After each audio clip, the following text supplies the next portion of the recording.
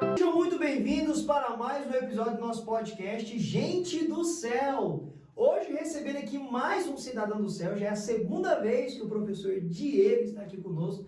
A primeira vez ele esteve aqui debatendo teologia. Foi muito bom, o vídeo está aqui no canal, se você não viu tem que assistir. O debate está aí imperdível. E hoje o nosso querido professor ele voltou aqui para expor uma visão teológica à luz da Bíblia. Muito obrigado, professor Diego, de ter aceitado mais uma vez o convite.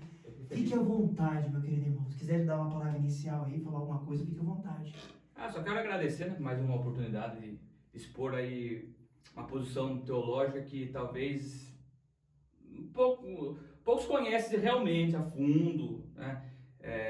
Tem muito debate entre calvinismo e arminianismo na internet, mas o que se nota é como que são rasos em argumento, como que fica espantado tanto de um, tanto do outro.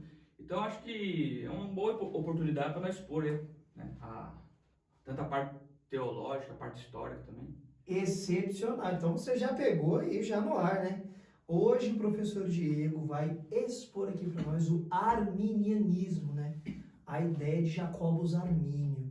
Então segura aí, porque eu também abri lá no Instagram, você sabe disso que me segue, uma caixinha, falando que o professor ia estar aqui. Vocês mandaram perguntas, vocês têm dúvidas, para mim fazer para ele responder dentro da visão arminiana.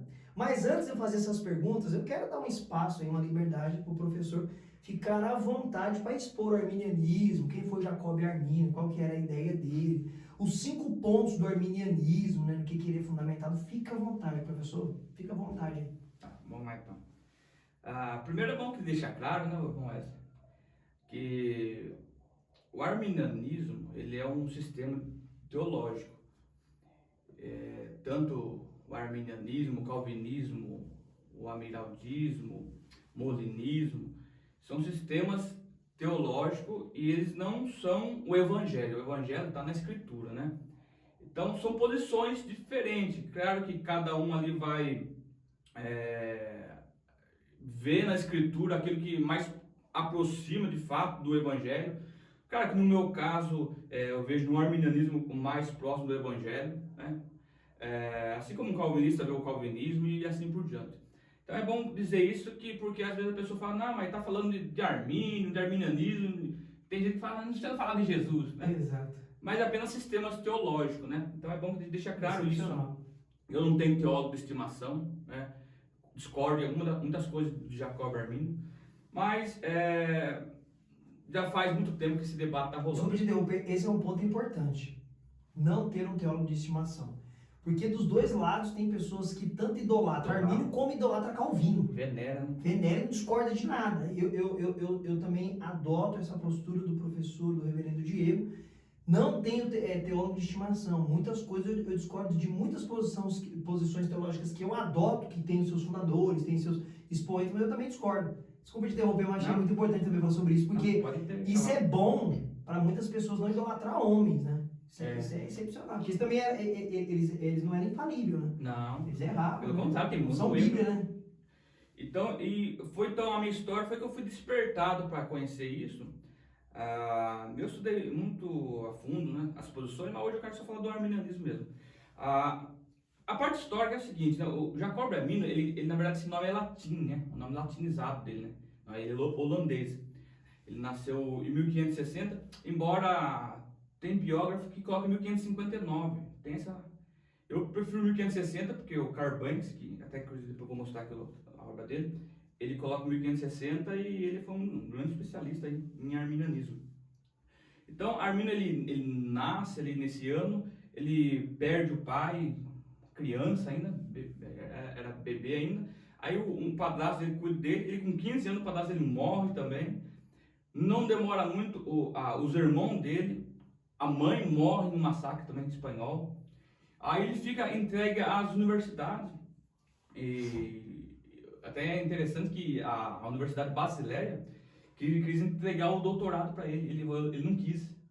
Ele tinha 24 anos, ele achava ele muito jovem para ter um doutorado, né? Em teologia? Em teologia. Eles estudavam também filosofia, né? Agora, quando ele começa realmente ali o seu trilhar na Universidade de Leiden, e ele, interessante, isso que eu vou falar aqui, ó, talvez pouco sabe, ele conversava muito sobre teologia com um homem chamado Coenhert, e Arminio, ele foi um teólogo reformado, ele era reformado, ele sempre guardou a confissão que era presente os reformados se utilizar, né, de Wittenberg, a confissão que tinha da época.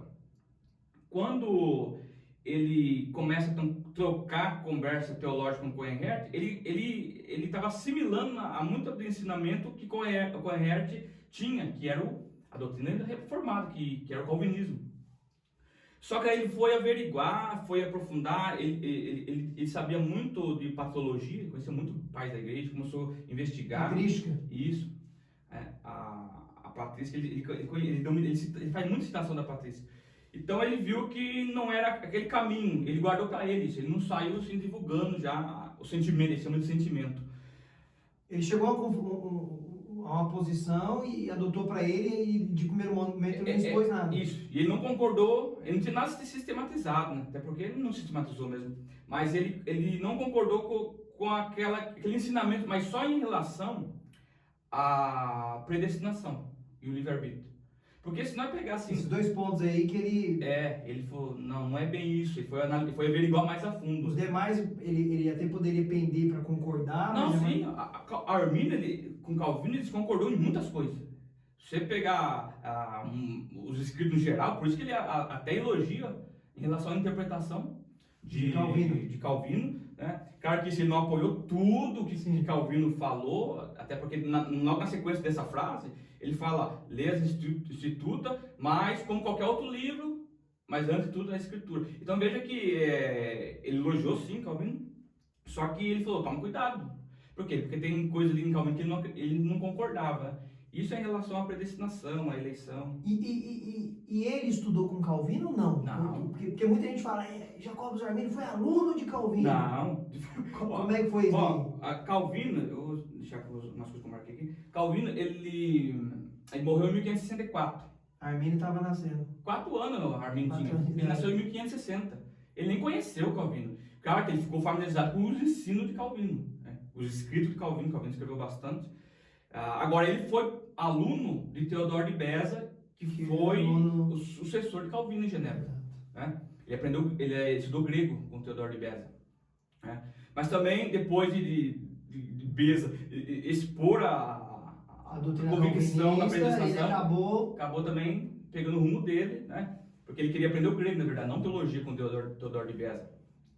E foi então que ele começou a ter tinha uma amizade, na verdade, né, com um homem chamado Francisco Gomaros. Começou com uma amizade, mas como Arminio, ele era um homem assim, como eu posso dizer, irênico. Ele não gostava assim de uma confusão. As expressões que ele usa é muito interessante. Se você me convencer pela escritura, eu estou disposto a retomar. Esse era o tom que ele abordava nas cartas, quando ele trocava cartas, né? Tipo assim, eu penso assim, mas se você me convencer, eu estou aberto a rever e, quem sabe, querendo que você querer. Nisso é muito... Você era mais sensato, né, nesse aspecto. Ele usou uma frase muito parecida que Lutero usou também quando o Papa Leão X falou para Lutero se retratar. Lutero falou, não posso contrariar, negar a minha própria consciência. E Arminio falou assim, não, eu não posso ir contra a minha consciência. Então, até tem uma frase dele que muito, muito interessante, que ele fala assim, que a consciência tranquila é um paraíso. Então, ele preferia, mesmo tempo que ele não queria arrumar confusão, polêmica, só que chegou um momento que não tinha como. Porque Francisco Gomaros defendia a predestinação, né, da forma de Calvino. Então, ele começou a inquirir isso também. Aí os dois começaram, então, a trocar essas cartas, né? Debate através de cartas. Na época era isso, né? Os debates eram em questão de carta, um manda carta. Aí, isso eu acho que até estendeu, John Wesley, Whitefield, né? George Whitefield, eles trocavam carta. Eu já li cartas dos dois já, mas... Assim, o debate era assim. Então saía uma carta nova lá, você ia querer saber o que o fulano falou, né? Então, nesse período, então, ele começou a tocar meio que faísca com Gomaros ali. devido a só que daí Beaumarchais queria até que tirasse ele como de professor de Leiden, na Universidade de Leiden. Só que o concílio... lado pessoal. Só que o concílio não admitiu tirar ele lá, porque Armínio diz que ele não estava contrariando nenhuma confissão reformada, porque ele foi um teólogo reformado, o Armínio. A única questão dele foi a doutrina da predestinação e livre-arbítrio, né? Ele concordava com muita coisa que Calvino falou e os calvinistas ensinaram. Dito isso, então ele morre então, né, em 1609. Engraçado que 100 anos depois que Calvino nasce, né? Calvino nasce em 1509, ele morre em 1609. Nossa vida curiosidade. 100 anos já acabou os dois, já acabou a história dos dois. 100 anos, né? As brigas continuam, Exato. a briga tá até hoje. Tá séculos e séculos, os dois vão embora.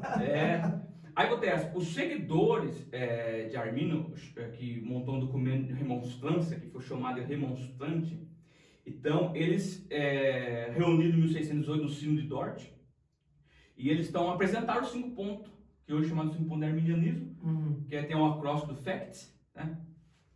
Que FACTS é um acróstico em inglês, né?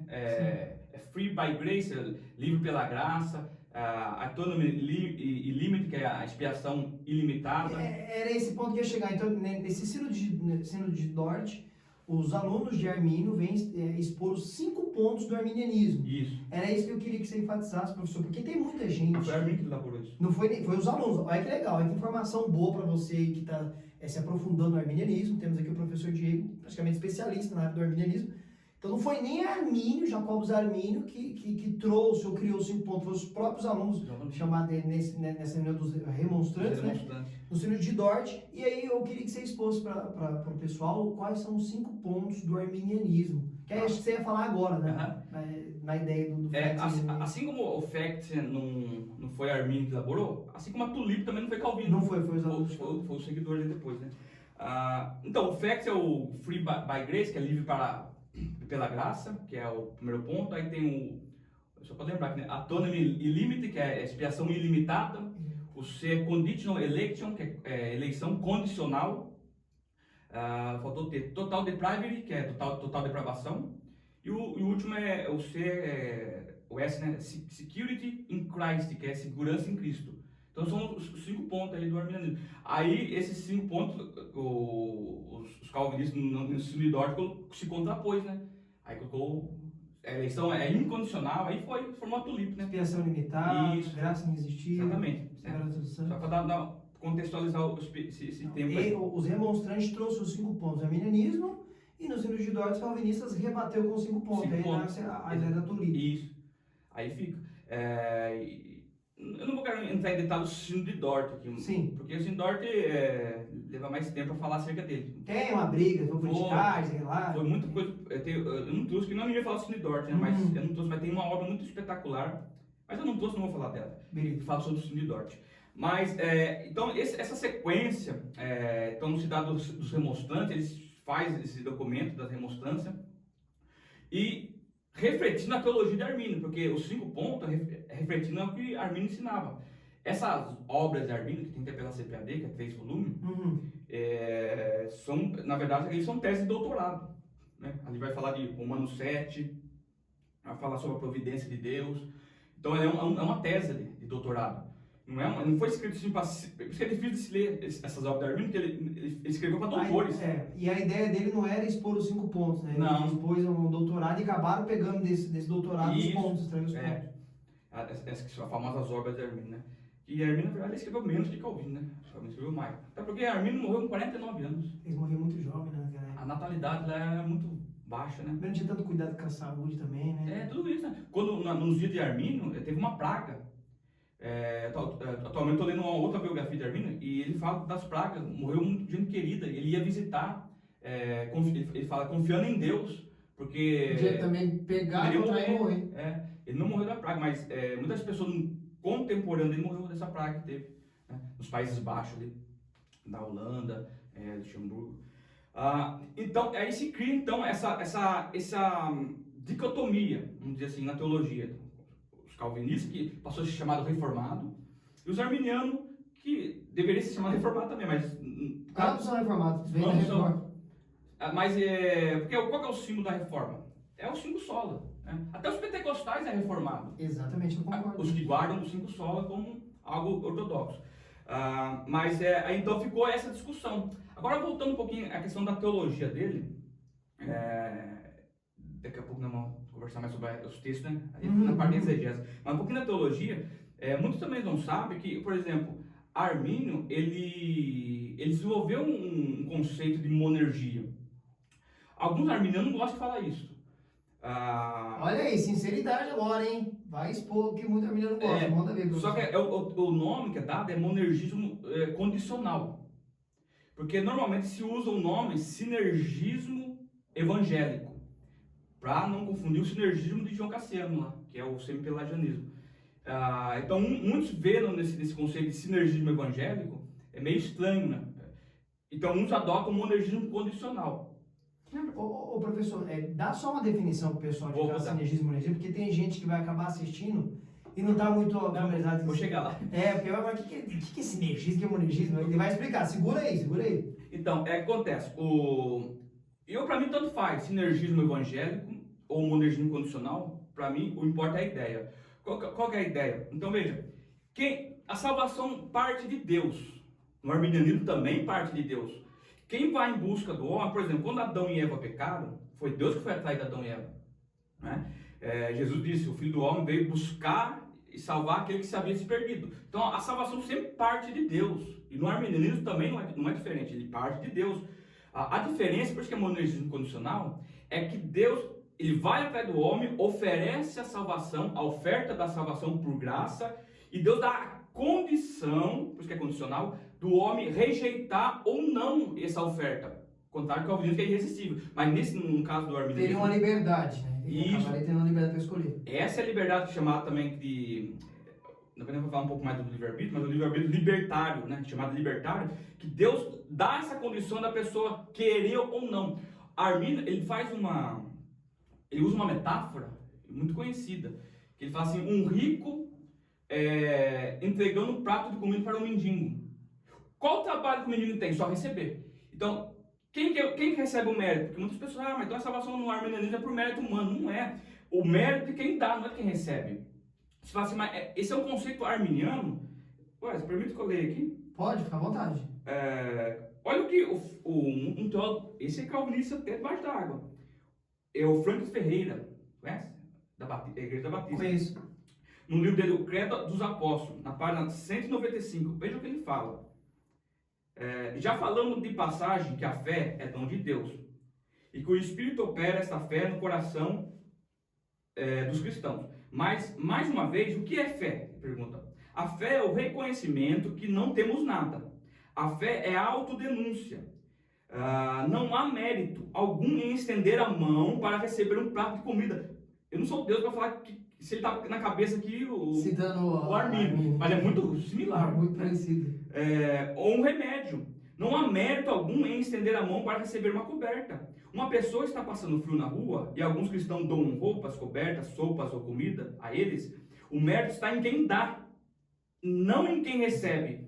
Então, quando estendemos as mãos para Jesus Cristo, olha aí, está usando já para a questão de fé. Quando dizemos a Ele, diante do Pai, eu creio, eu preciso, estamos reconhecendo que tudo o que precisamos está em Jesus Cristo e nada temos a oferecer para entrar em uma relação correta com Deus. Tudo foi e é dado em Jesus Cristo, em sua morte, sepultamento e ressurreição. Credo dos Apóstolos, página 195. Então veja, ele é um calvinista, ele está explicando aqui a questão de quem recebe a fé. Porque quem recebe a fé não tem mérito. Então, aqui vamos começar a desfazer as falácias, né? O arminianismo é uma doutrina de homem, o homem tem mérito em questão da salvação. Não. A única coisa que o homem faz é receber, porque, veja, no monergismo condicional, Deus oferece, o homem pode dizer sim ou não, pela capacidade que Deus deu a ele, que é o livre-arbítrio libertário. Mas, veja, ele, nas suas faculdades mentais, na capacidade que Deus dá para ele escolher sim ou não, isso vai fazer todo o senso de justiça de Deus no dia do juízo final. Por quê? Porque imagina se Deus oferece algo para alguém e Deus, em um decreto escondido, não deu condições para ele aceitar. Chega no dia, E só Deus vai saber que deu condição ou não para ele aceitar, ele não sabe. Não sabe. Mas se fosse para pensar assim teologicamente, ó, eu não aceitei porque o Senhor não decretou que eu não quisesse. Nesse harmonismo condicional é ao contrário. Você tem a capacidade de dizer sim ou não. Ou seja, Deus, tudo isso vem de Deus. Deus dá essa capacidade para o homem de rejeitar ou não. Nós somos cheios de exemplos na Bíblia de rejeição. Mas eu quero citar mais um texto. Agora outro calvinista, esse também é calvinista do pé roxo, né, como se diz. Até debaixo d'água. Sproul é.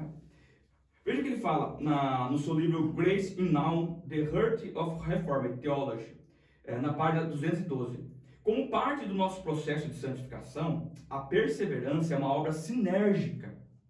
Isso significa que ele é um esforço cooperativo entre Deus e nós. Nós perseveramos e ele preserva. Veja, é a mesma ideia. Parte de Deus. A ideia de fusão do monergismo e sinergismo. Tem a parte do homem e a parte de Deus. Isso, porque a primeiro momento, até no arminianismo é monergismo, só que é condicional. A partir do momento que Deus oferece, aí entra o sinergismo. Entre os dois. O homem tem que estender a mão, se ele quer ou não quer. Em conjunto. Então, tem algumas coisas, por exemplo, então é o homem que decide. Deus deu essa capacidade para o homem escolher sim ou não. Veja se lá em Gênesis, quando assim que sai do Éden e eles pecam, né? Caim mata Abel, o que Deus fala? Mas antes dele matar Abel, Deus fala assim, ó, você pode dominar. A escolha está com você. Eu estou parafraseando, né? Mas se quiser que não está às portas, né? Exatamente. Então, veja. E Caim já estava em pecado. Já estava em Efésios 2, já estava morto dos seus próprios delitos. Mas veja o que Deus fala para ele. Deixa eu ver aqui só o capítulo. Deixa eu ver aqui. É o capítulo 4, né? Isso. E falou Caim com seu irmão Abel, sucedeu que estando ele no campo, se levantou Caim contra seu irmão Abel e o matou. E disse o Senhor a Caim, onde está Abel, teu irmão? E ele disse, não sei, sou eu o guardador de meu irmão? E disse Deus, que fizeste? A voz do sangue do teu irmão clama a mim desde a terra. E agora maldito és tu, desde a terra que abriu a sua boca, para receber a tua mão o sangue do teu irmão. Na verdade, esse aqui já tem consumado, né? O fato. Antes. Eu só não marquei aqui, deixa eu ver.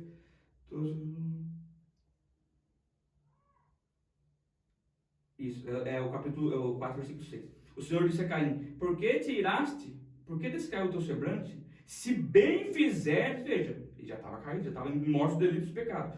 Se bem fizeres, não haverá aceitação para ti. Se não fizeres bem, o pecado jaz à porta, e para ti será o seu desejo, e sobre ele dominarás. Então veja, mesmo assim Deus deu essa possibilidade. Tinha condições dele rejeitar, não matar, não.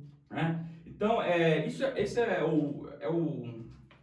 o preâmbulo da doutrina arminiana. Ou seja, Deus, chamando de monergismo condicional, Deus dá condições para o homem aceitar a oferta de salvação ou não.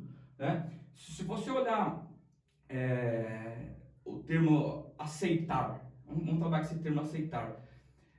A palavra grega para aceitar é lambano. Ela é traduzida na Bíblia como receber. Então, tem muitas pessoas que falam, aceitar Jesus não é bíblico, é muito bíblico.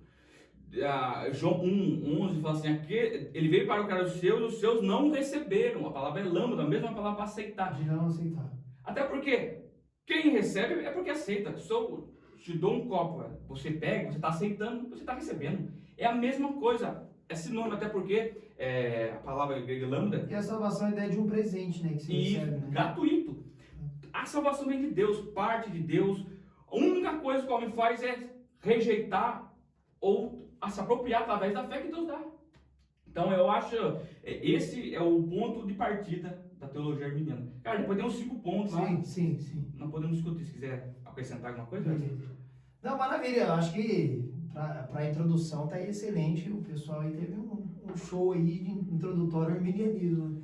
Com feedback histórico, tudo, coisas da vida de Armínio muito interessante. 24 anos jogaram para o homem ser doutor. Isso, quando eu vou ler a história desses homens, sabe, o reverendo Diego, Armínio, Calvino, esses caras tão jovens, já eram tão destacados no mundo acadêmico, teologicamente, isso tudo. É óbvio, né? O mundo era outro também, às vezes também alguns, né, acho que não eram todos que tinham uma vida financeira mais ajustada, que dedicar só a isso. Porque, tipo assim, você vê, às vezes eu me dou para ver a história desses homens, o que eles escreveram, aquilo que eles levantaram como pensamento teológico, eles são fora da curva. Você vê que é diferenciado, tanto que de lá para cá não surgiu do naipe deles, não surgiu mais. Destacaram, né? E até hoje é debatido as ideias deles, mas não surgiu tipo uma terceira via que se destacou que eles não tem. Você pega João Ferreira de Almeida, que traduziu a Bíblia, né? Pro português. Ele com 17 anos dominava hebraico, grego e latim. 17 anos. 17 anos. Meu Deus. Hã? 17 Então anos. é fora da curva. 17 anos, eu cabulava a aula da escola. Ô professor, eu queria fazer algumas perguntas aqui para você responder dentro da visão arminiana. Eu abri essa possibilidade para o pessoal que me acompanha mandar perguntas, né? Eu falei que ia ter um doutor aqui, especialista em arminianismo, algumas perguntas que eles queriam saber dentro do mundo arminiano e outros que acham que é difícil o arminianismo responder. Então vamos à primeira. A primeira não é nem texto bíblico, é mais uma ideia, um pensamento, acho que até filosófico, né? Vamos lá. É assim, o que vem primeiro, professor? O decreto de Deus ou a presciência? Aí deu um exemplo. Por quê? Tipo, se o decreto vem primeiro, parece que não precisa da presciência. E se a presciência vem primeiro, parece que não precisa do decreto. Então, o que viria primeiro, o decreto ou a presciência? Como é que fica isso dentro do arminianismo? Então, o que é presciência? Vamos definir os termos primeiro, né? Presciência, essa palavra em grego é prognóstico. Qualquer léxico, qualquer dicionário vai estar lá. Conhecer de antemão. Tudo Deus conhece de antemão. Né? Na linha, por exemplo, calvinista, Deus só conhece o futuro porque Ele decreta. No arminianismo, isso não se faz necessário. Porque se Deus só conhece o que Ele decreta, então Deus decreta todos os estupros, todas as violências contra a mulher, pedofilia, nesse momento, todas as mazelas do mundo, Deus decretou, porque Ele só conhece porque Ele decreta. No arminianismo funciona diferente. Isso não é questão de cronologia, é de lógica. Já que essa pergunta é bem filosófica, então eu tenho que responder de maneira filosófica. Eu não posso responder isso como cronologia, porque Deus é atemporal. Eu tenho que responder de forma lógica. A lógica, a presciência, porque Deus conhece tudo antes de acontecer, antes até mesmo de decretar. Então, pela lógica, não cronologia, porque se colocar em cronologia, você vai colocar Deus dentro do tempo. É a mesma coisa a fé e o arrependimento, a regeneração e a fé. Qual que vem primeiro? Nós fazemos isso em questão de lógica, não cronológica. Porque se eu colocar cronologicamente, você vai colocar um ser limitado em Deus, que precisa fazer uma coisa para depois fazer outra. Mas lógica, em sentido filosófico, logicamente, a predestinação vem antes. Porque Deus decreta, porque Ele conhece. Agora, isso não é cronologicamente. Nós que eu vou saber o que vai acontecer, depois eu decreto. Porque, olha como é que humanamente é difícil explicar isso, por causa que nós somos limitados ao tempo, Deus não. Então, pela lógica, não cronológica, a presciência, porque Deus conhece tudo antes de acontecer.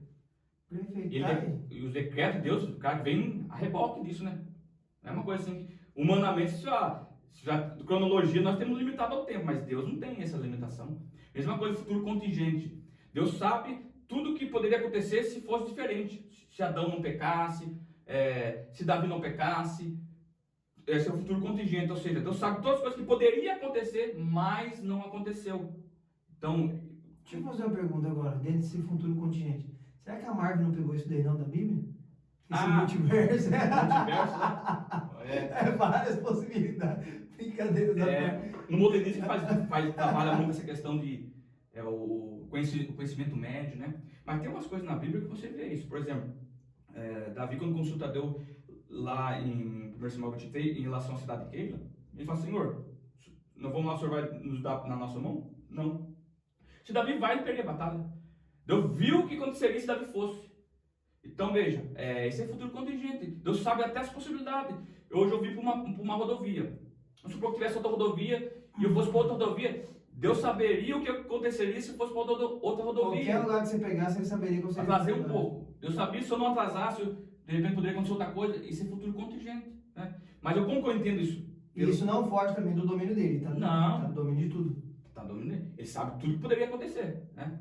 Mas isso é uma questão.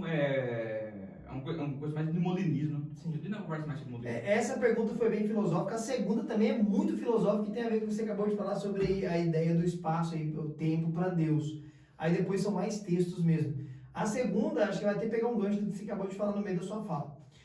Se o passado, o presente e o futuro coexistem no mesmo momento para Deus, por conta do atributo da eternidade, por que ele precisa consultar o futuro para a eleição? Ou seja, tipo, acho que a ideia da pergunta aqui é se passado, presente e futuro para ele é uma coisa só. Por que ele precisa prever quem vai ser salvo e permanecer salvo para fazer eleição? Como é que Aí já tem responde? Aí já tem espantalho, né? Deus consultar futuro é dose, hein? Parece, como é que é o nome daqui? Clarividência, né? Aquelas mãe de nada, agora, né? Clarividência. Deus não consulta futuro, mas não quem fez a pergunta, mas a pergunta é uma falácia, a pergunta, né? Porque Deus não consulta futuro. É assim, Deus já sabe o começo, o meio e o fim do filme. Nós que estamos nesse filme, participando desse filme, nós não sabemos. A questão da depois, acho que vai falar um pouco da eleição depois. Nós não sabemos por causa que nós somos limitados a isso. Agora, por exemplo, Deus fala tem relato na Bíblia, que é uma perspectiva de Deus, só para responder essa pergunta, que Deus fala como se estivesse no passado uma coisa que nem aconteceu. Então, lá no Romanos 8 fala que ele justificou e glorificou. Como glorificou? Está no passado lá. E é algo só que vai acontecer no futuro. Vai acontecer no futuro, mas na perspectiva de Deus, Deus já sabe o fim do filme. Ele sabe já quem vai perseverar até o final, quem vai estar no arrebatamento, sendo arrebatado. Então, essa é uma perspectiva de Deus. Eu acho que nós vamos, se nós colocar isso para a questão humana, não vai especular. Né? É a mesma coisa, Deus sabe o passado, presente e futuro. Ele não vai consultar o futuro porque ele já está no futuro. Deus ele vê o futuro como algo que já ocorreu no passado. O Cordeiro de Deus foi morto desde a fundação do mundo. Veja, olha que expressão. Quando se escreve isso, Jesus já viria. Então veja que Deus fala de coisa para ele, na perspectiva dele, coisa para nós é futuro, mas para ele já passou, porque ele tem o final do filme. Né? Eu acho que, como é filosófico, tem que responder assim, né? Não tem como... Não tem exegese para trabalhar. Não tem como fugir disso, né? E muita... Tanto na escatologia também tem, na escatologia tem muita especulação, Wesley. Sabe? Paulo falou assim, ó, nós não devemos ir além do que está escrito. Né? Então, eu não posso, como eu falei assim, como que Deus vai fazer isso? Na filosofia aceita tudo. Ah, mas e se acontecer isso, vai acontecer isso? Na filosofia é lindo, mas nós somos teólogos, temos que tirar nossas conclusões baseadas em exegese bíblica. Se tem para mim conteúdo para mim fazer exegese bíblica, eu faço. Se não, faz essa especulação. Vai ficar no mundo da filosofia. E a filosofia aceita tudo. Troca os termos, inventa termo. E não tem limite. Né? Você prova qualquer coisa pela filosofia. Porque a filosofia faz você... Ah, mas e se é isso? E se acontecer isso? Então, acho que nós fomos chamados para expor aquilo que Deus revelou. Que está na Escritura. Então, eu prefiro me ater na Escritura. Senão fica especulativo. Maravilha, tá aí. Tá aí. Agora vamos entrar em textos mesmo. Eu coloquei essas duas filosóficas primeiro, que depois os textos, acho que, como tem exegese para trabalhar, talvez a fala seja ter um pouco mais ampla, né? Mandaram aqui, ó, mandaram 1, 2, 3 textos. São textos clássicos, né? Que aí muitos falam, como é que fica esse texto dentro da visão arminiana e tal. Essa foi a ideia que mandaram. Um é João 6,37. Eu vou ler o texto aqui, que aí o professor já explica. Se quiser ler e também acompanhar. Tudo que o Pai me dá virá a mim, e o que vem a mim, de maneira nenhuma lançarei fora. Aí vem a pergunta. É o Pai que me leva a Cristo ou é a ovelha que vai a Cristo? Tudo que o Pai me dá virá a mim. O que Ele me dá, de maneira nenhuma lançarei fora. 6,37? Acho que é João capítulo 6, verso 37. Não é 6,44? Mandou aqui 6,37. Dá uma olhada aí pra ver se é. Ninguém pode vir a mim se o Pai não enviou. É 44. É o 44, então aqui tá 37. Tem o 37 também. Acho que ele viu o 37 e estendeu até o 44. Tudo que o Pai me dá virá a mim. Tá. Então, qual que é a pergunta dele mesmo? É o Pai que me leva a Cristo, todo aquele que o Pai me der. É o Pai que me leva a Cristo ou é a ovelha que vai a Cristo? Certo. Como ficou uma frase bem conhecida aqui, né? O rei do... Texto é o bom Deus, já foi citado pelos 3 teólogos aí. Essa frase é sua? Isso saiu num debate, saiu da boca do debate. Você nunca leu em lugar nenhum? Não. Então patenteia ela, ficou boa essa frase. Saiu do debate, com o André aqui, né? Saiu. Porque o que eu queria dizer com isso? Que quem reina no texto é o contexto. Exato. Então vamos lá. O capítulo 6 é um longo discurso de Jesus. Esse discurso começa no capítulo 5. Né? Claro, o texto está falando, ninguém pode vir a Jesus se o Pai não enviar. Agora, quem que o Pai vai enviar? O texto não fala, nesse versículo não fala, só fala que só vai vir Jesus quem o Pai enviar. Quem que o Pai envia? Isso está lá no capítulo 5. Deixa eu ver aqui. Que é a ideia do mesmo contexto. Não, o discurso é o mesmo. É uma fala só. Isso. Começa no versículo 16 do discurso, do capítulo 5, esse discurso do capítulo 6, né? Só dar um tempinho aqui. Nós não combinamos nada, irmão. Nós não marcamos nada. Então eu não marquei nada, eu nem sabia o que ia se perguntar. Verdade, foi bem natural. Então, nada só que deixa eu achar aqui, deixa eu ver. porque parece que fica aquele embate, né? Alguns pensam que, ou até afirmam, né? Tá vendo aí, ó, esse texto prova que, na verdade, não tem a ideia do sinergismo de eu ir. Sim. A ideia é que é Deus que vai me levar, então não parte de mim. Mas esse texto ele é bem condicional, quer ver? O capítulo 5, o versículo 16 começa o discurso de Jesus. Né? E por essa causa, os judeus perseguiram Jesus, procuravam matá-lo. Aí começa Jesus a discutir com eles. No capítulo 5. Que lembrando que a Bíblia no original não tem capítulo, não tem versículo, então é a continuação do discurso. No capítulo 5, no versículo 39, veja bem, versículo 39, Jesus vai dizer o seguinte: examinai a Escritura, porque vós cuidais de ter nela a vida eterna, e são elas que me testificam. Está falando nesse discurso. Versículo 40. Quem são os que o Pai envia a Jesus? Versículo 40. E não quereis vir a mim para terdes vida. E por que eles não estão indo até Jesus? Porque o Pai não me leva? Não. Eu não recebo a glória dos homens, mas bem vos conheço que tendes em vós o amor de Deus. E aí vai falar, eu vim no nome do meu Pai. Então veja, por que o Pai não envia? Porque eles não querem vir a Jesus para ter vida. Então aqui, olha o querer do homem aqui. Eles não querem. E se eles não querem, o Pai não vai enviar até Jesus. O Pai vai enviar aqueles que querer, porque querer que é fé. E aqui o contexto é dos fariseus, dos líderes religiosos, que não queriam até Jesus. E o Pai não vai enviar até Jesus, porque eles não querem. Está aqui no versículo 40. Né? Então acontece. Olha o versículo 44. Vamos continuar aqui. O 43. Eu vim em nome de meu Pai e não me aceitais. Opa, aceitar Jesus é de Deus? Não é. É bíblico? Não é. Está aqui. Aceitais. É lâmbano mesmo, receber e aceitar a mesma coisa. Se outro vier em seu próprio nome, esse aceitareis. Como pode vós crer, recebendo honra um dos outros? Então o problema daqui era a incredulidade. O Pai não trazia eles, no versículo 44 do capítulo 6, porque eles não criam, porque eles estavam recebendo honra um dos outros. O contexto explica por que o Pai não enviou até Jesus. O Pai envia aquele que crê. Então é assim que, trocando miúdo, ele é brilhantista, o Ezequiel Gomes. Conheço. Ele escreveu um livro, mais de 300 páginas, só explicando esse capítulo 6. 300 páginas. Ele ficou só nos capítulos. Fiquei impressionado, louco. Mas como eu vejo mais simples ainda, porque o contexto mostra quem que é esses que o Pai não envia até Jesus. Os que não creem. Eles não criam, né? Por isso que não iam. Tá aí a resposta para você que mandou, tá aí a sua resposta. As outras duas perguntas, como envolve perca de salvação, eu vou ler os dois textos, né? Acho que o comentário vai ser o mesmo, você pode ficar só em um ou só no outro, ou pincelar os dois. Beleza. Seria Romanos 8:30, né? Texto clássico, que você já citou aqui hoje aqui na exposição. Uhum. E aos que predestinou, a esses também chamou, e os que chamou, justificou, e os que justificou também glorificou, que até você usou a ideia aí do tempo, né? Que para Deus é como algo passado, mas é futuro glorificar. Aí a pergunta que mandou seria essa daqui, ó, que o seguidor mandou. Se ele chamou e justificou, por que não glorificará? Tá tudo dentro da mesma sentença. Esse texto não mostra que não existe perca de salvação. Então a ideia aqui da pessoa se Deus chamou, justificou, por que não operaria o último, que seria glorificar? Se não está tudo dentro da mesma sentença. Aí, você quer que eu leia já o outro texto também que tem a ver com perca de salvação? Ou você quer que deixa Não, pode ser que seja ao mesmo tempo, pode ir. Então tá bom. O outro está em João 10, 28, 29, né? Eu dou a vida eterna para as minhas ovelhas, e elas não hão de perecer, e ninguém arrebata elas das minhas mãos. O meu Pai me deu e é maior do que todos, e ninguém pode arrebatar das mãos de meu Pai.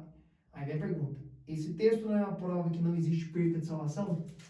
Vai lá. embora é o mesmo tema, mas são textos diferentes. São contextos se diferentes. quiser trabalhar, pode trabalhar os dois. Romanos 8:30 e João 10:28. O capítulo 8 de Romanos, né? Primeiro começa que é a base da eleição no arminianismo, que é a presciência. O que Dantes conheceu. Verso 29, acho que ele fala sobre a presciência do Isso. Romanos 8:29. Porque o que Dantes conheceu, também o predestinou. Então veja, o conhecimento de Deus vem antes. Se a ideia da presciência. Isso. Porque o que Arminio dizia? Se Deus conheceu quem vai perseverar até o fim, se Deus sabe quem é aqueles que vão perseverar até o fim, então faz todo sentido. Glorificou. Então não tem problema de arminianismo. Não, porque ele vai chegar até o final. Então esse aqui que ele previu não vai perder. Porque ele conheceu antes. Sim. Aqui normalmente fala que aqui é uma corrente, alguns calvinistas falam que é uma corrente inquebrável. Mas se nós voltar poucos versículos antes, no versículo 13, mostra a condicional. O capítulo 8, versículo 13. Porque se viverdes segundo a carne, morrereis. Mas se pelo Espírito mortificardes as obras do corpo, vivereis.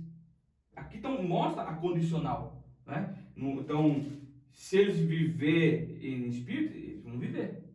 Né? Então, ou seja, esse que o Pai conhece que vai viver pelo Espírito. Ele chamou, justificou e vai glorificar. Exatamente. Então, né? tipo, dentro do arminianismo não tem problema, porque esse daí seria o salvo mesmo. Exatamente. O outro O outro é João 10:28-29, né? Isso. Eu dou a vida eterna para minhas ovelhas, Isso. elas não hão de perecer, e ninguém pode tomar ela das minhas mãos. Bom, Meu Pai é mais poderoso, me deu, e ninguém pode... Isso. E aí? É bom que se diga. Esse texto não ensina que não perde salvação. É bom que se diga que tem arminianismo de 4 pontos. Né? Muitos arminianismos de 4 pontos, eles não criam na perda de salvação. Né?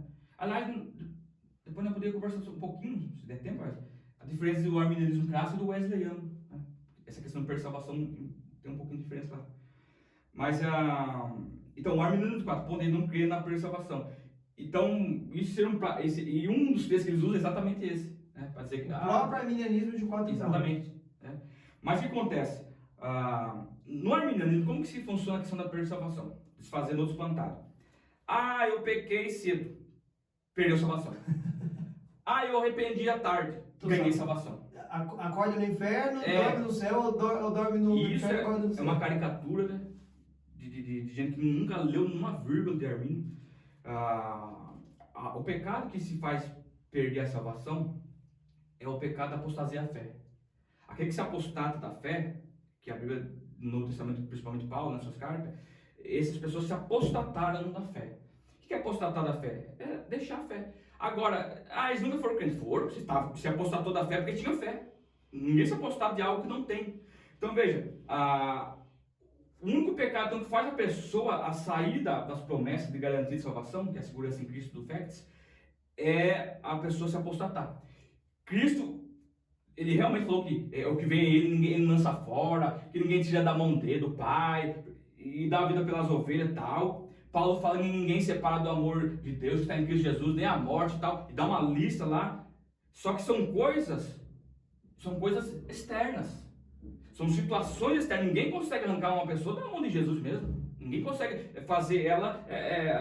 ela pode tacar a espada no pescoço, como os primeiros séculos da igreja, os primeiros 3 séculos. Eles morriam em nome de Cristo. Ninguém poderia tirar isso dela. Agora, se ela deliberadamente se afastar de Cristo, se apostatar, deixar de crer em Cristo, na obra salvífica de Cristo na cruz, essa pessoa está fora da promessa de salvação. Então, isso que é apostasia, é a pessoa deixar deliberadamente a fé em Cristo.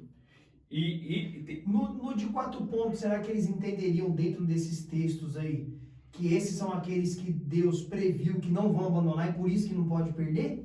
Irmão Wesley, para mim o arminianismo de 4 pontos, eu conheço bastante, né? Não fez? É muito incoerente com a teologia arminiana. Porque se a pessoa não perde a salvação, ela tem que abraçar a eleição incondicional. Ela tem que abraçar outro ponto. Calvinismo. Exatamente. Se a eleição é condicionada pela fé, então depende da pessoa permanecer na fé ou não. Então, e a Bíblia tem muitas advertências acerca de cair da graça, naufragar na fé. Tem muitas expressões que, se não existisse essa possibilidade, teria sem sentido essas advertências na Bíblia. E o texto clássico é Hebreus 6. Hebreus 6 é inescapável. Levar Cristo ao vitupério. É inescapável, né? Até se der tempo, se tiver uma pergunta do Hebreus 6, aí não fala, comenta lá. Não tem. Se você quiser agora, já, as perguntas acabou. Eu separei 5 aqui, tinha bastante, né? Eu pensei que não ia ter nem tempo. Mas assim, se você quiser expor então sobre a perda de salvação no arminianismo e no wesleyismo, fica bom. Então, no Wesley, eu falo aqui, claro que pode ter arminiano wesleyano que pensa diferente, assim como um calvinista tem jeito que pensa diferente, no arminiano. Então, eu não estou falando representando todo, mas de forma geral, por exemplo, na perda de salvação no wesleyanismo, no arminiano wesleyano, o que acontece? A pessoa pode perder salvação e pode novamente voltar para a comunhão. No wesleyano. Pode voltar. Se apostatou, mas ela pode voltar. De forma geral. Como é que eles interpretariam Hebreus 6, então? Então, Eu acho que é dificuldade para eles, né? Tem, porque aí eles vão ter que, muitas vezes, adotar algumas interpretações próprios calvinistas não por Hebreus 6. Que aquilo ali não seria literalmente algo factível que pode acontecer, mas é uma hipótese. Essa é uma possibilidade. Tem outras, né? Calvinistas tem 4. Uns falam que ali não está falando com pessoa crente. Mas veja, então, no arminianismo clássico, não. Se apostatou, ele não tem mais como voltar. Hebreus 6, literal, acabou. Porque Deus endurece mais o coração dele. Aí vai entrar aquela questão do faraó, Deus entregando ele ao pecado dele. Mas Deus vendo, porque como o foco da eleição em Armínio era a presciência, Deus viu que ele não voltaria. Deus viu que ele não se arrependeria. Então Deus glorifica o nome dele, endurecendo, como Paulo fala em Romanos 1. Deus entrega ele ao desejo do coração dele. Quer fazer, então vai embora. Exatamente. Mas olha que interessante, Hebreus 6. Deixa eu ver aqui. Hebreus 6, deixa eu ver. Então começa a partir do versículo 4. Porque é impossível. Não tem possibilidade. Não tem. Os que já uma vez foram iluminados e provaram o dom celestial e fizeram participando do Espírito Santo e provaram a boa palavra de Deus e as virtudes do século futuro e recaíram, seja outra vez renovado. Irmão, essa expressão aqui, irmão, quer dizer que eles um dia estavam na fé, foram renovados na fé, agora é impossível que eles renovem isso novamente e recaíram, e é impossível que eles sejam outra vez renovados para arrependimento. Por quê? Porque eles de novo crucificaram o Filho de Deus e o expõem ao vitupério. Primeiro que Paulo, ele deixa bem... Paulo, não sabemos quem foi. O professor Diego está tomando partido que Paulo escreveu os Hebreus, hein? Foi Apolo, não? Eu fico com a posição de Eusébio, né? Cesareia. Só Deus sabe. Calvino fala que é Paulo, né? Nossa, olha, falam até que é Maria, acredita? Maria, Lucas, Davi, Apolo. Silas, Barnabé. Martim Lutero, se não me engano, fala que é Apolo, né? Mas de fato é uma pessoa que escrevia muito bem grego, que é um dos livros mais bonitos do Novo Testamento. Sim, vamos falar que é Lucas, né? Pode ter sido Lucas. Por causa do grego dele. E alguém que conhecia muito o hebraísmo, o judaísmo. O sacerdote. Alguém que conhecia muito, sabe? Cultura judaica. Eu tenho um palpite. Seria difícil para Lucas, né? Porque Lucas não era nem... Eu tenho um palpite, né? Mas é palpite só. Qual que é o seu palpite, professor Diego? Tá lá em Atos 6. Olha aí! É um palpite só, Já né? até fugindo do tema, olha que legal. Atos 6. É um palpite, por causa de alguém que escrevia muito bem e conhecia profundamente a cultura judaica. Capítulo 6, e o versículo 7. E crescia a palavra de Deus, e em Jerusalém se multiplicava muito o número dos discípulos, e grande parte dos sacerdotes obedecia à fé. Eu tenho um palpite que isso foi um sacerdote. Um sacerdote que conhecia toda a religião judaica. E isso, escrevia o grego muito Porque bom. Os hebreus, ele fala muito de sacrifício, tem coisas muito minuciosas, que daí tem que alguém que sabia toda a Nunca era liturgia. gentil, por mais que ele estudasse, ele foi muito profundo, né? Fazendo tipologia. Falava bem do tempo também, né? Os hebreus falam tudo do tempo, as coisas, alguém conhecia muito bem. Falando que Jesus é maior do tempo, maior que Arão, maior que Moisés, maior que Conhecia os anjos. muito judaísmo. Tá aí uma possibilidade. É só um palpite, né? Mas não sabemos, né? Na verdade, não sabemos. Então, pela expressão que eu já li lá, é impossível que ele outra vez seja renovado. Se usa a palavra outra vez ali, a expressão outra vez, é porque um dia foram, né? Então eu creio que eles caíram, mas são pessoas apóstolas, que viraram falso mestre. Então é uma pessoa que não tem como voltar. Deus entrega ela ao desejo do coração dela, né? É assim que o clássico vê. Tá aí, pessoal, mas uma explicação também Hebreus capítulo 6. Eu tô vendo que não vai dar pra esmiuçar tudo em um episódio só, vai ter que ter outros aí, né? Com certeza. Nem falamos dos 5 pontos. Não falamos. E outra, já comenta aqui embaixo. Eu não pedi pra você comentar no começo, mas já comenta aqui o que você pensa, gostou da exposição. Você que é arminiano, você conseguiu aprender muita coisa hoje. Porque assim também, tem alguns arminianos aí que nem sabem realmente o que Armínio defendeu. Você vê eles falando algumas coisas que não tem nada a ver com o que Armínio defendeu. Por isso tem espantados, né? Exatamente, dos dois lados, tanto calvinista quanto arminiano. Comenta aqui embaixo, tá bom? E outra, se trouxe alguns livros e quiser falar do livro, enquanto o professor vai pegando os livros aqui para mostrar, as mídias sociais do professor Diego Silva vai estar aqui embaixo, pessoal. É muito bom você ir lá no Instagram dele, clica, conheça o trabalho dele, e agora está também tendo um trabalho ali constante no Instagram, de ensino da Bíblia, de texto mal interpretado. Se quiser levar ele na sua igreja para pregar, voltou a viajar, professor? Você voltou a viajar? O professor voltou a viajar, quiser levar ele em podcast, debate bíblico, na sua igreja para trazer, isso também traz muito simpósio, né? Então você pode chamar ele que ele vai na sua igreja, você tem palestra sobre arminianismo, calvinismo, né, escatologia, e tudo isso daí. Então não perca tempo, tá? Chama ele nas redes sociais dele, ele vai na sua cidade se você precisar, na sua igreja, vai ser muito bom. Também é escritor, tem livros fantásticos, Pode ficar à vontade aí, professor, pra falar. Antes de finalizar aqui, o que acontece? Eu gosto de deixar bem claro, aproveitar essa oportunidade, né?